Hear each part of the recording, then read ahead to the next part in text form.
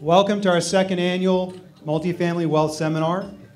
The purpose of these seminars is to really give valuable information and resources to owners in the area, owners in the greater Los Angeles area. So we thank all of you for coming.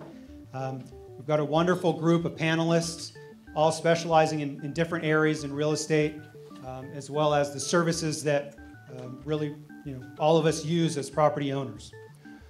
So if you buy an apartment building here in LA, it's still a great place to buy. It's always been a great place to buy. You'll be able to know that the rents in LA are going to be higher than most everywhere else in the country. Every one of you, your rents are too low. I could just flat guarantee it because I've seen so many buildings.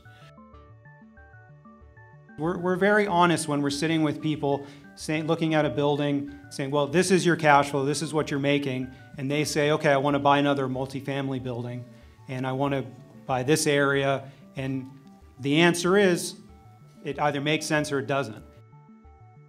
So there's really so much, it's such a different business from what it was 30, 40 years ago when you had a one-page lease and put a sign out in front and that was it.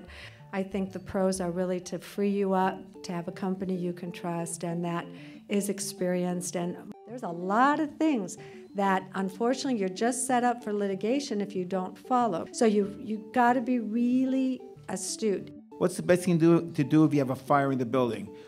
So the first thing you have to do is you have to call a boarding company who boards the windows, who boards the units. And any emergency repairs that have to be done should be done right away. Remember, take a lot of pictures so you can show it to the adjuster later.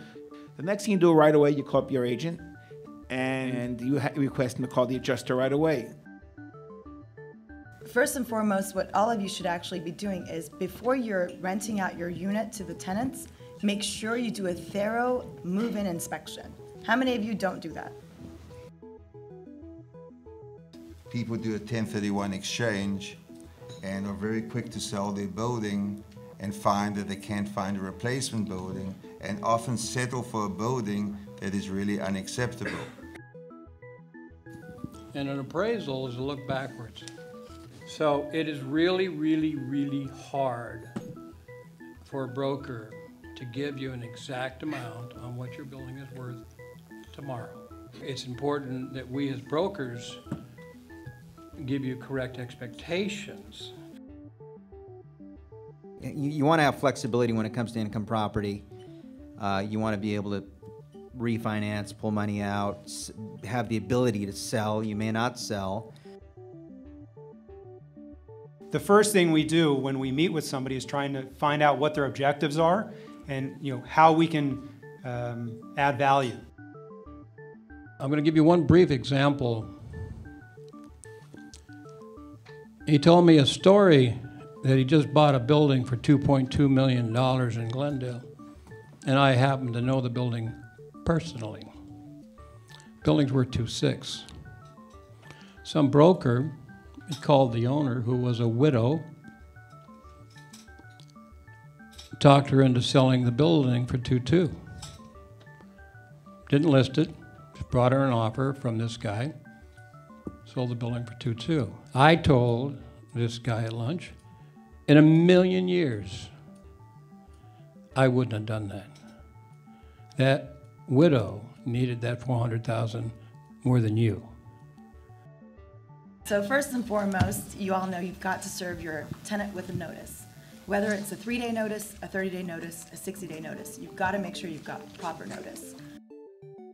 I can't tell you how many class action suits are even going on right now. And people I know, because as simple as timesheets, if you're not getting a timesheet, that will cost you because your most loyal employee can turn on you later and say, I was on call 24/7 and you can't dispute it. I came out of retirement 5 years ago to work with Warren Berzack because of his value system and his ethics. Ethics means something, people mean something. And I've made it very clear to them that we're not in this business to make money, we're in this business to be of service.